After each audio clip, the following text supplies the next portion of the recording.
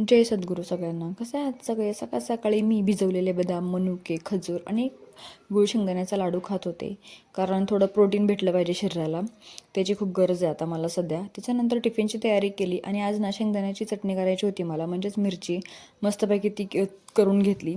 इतकी छान झालेली, त्याच्यामध्ये थोडीशी कोथिंबीर टाकलेली होती. चवीला एवढी छान झालेली होती ना की काय सांगू. मग म्हटलं चला टिफिन भरून घेऊया. मग साईडला काढून ठेवली थोडीशी. आणि हा जो गाऊन आहे ना, तो त्या दिवशी घेतलेला आहे मी, जो 200 रुपयाला घेतला होता.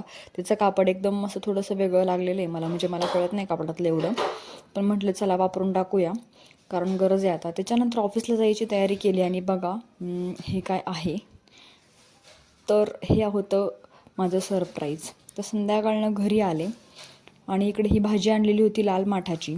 ती नवऱ्याला म्हटलं तुम्ही निवडा, आणि ती निवडून झाल्यावर मस्तपैकी आम्ही मग संध्याकाळचं जेवण केलं. जेवणामध्ये आज खूप सारे आयटम होते. चला बाय.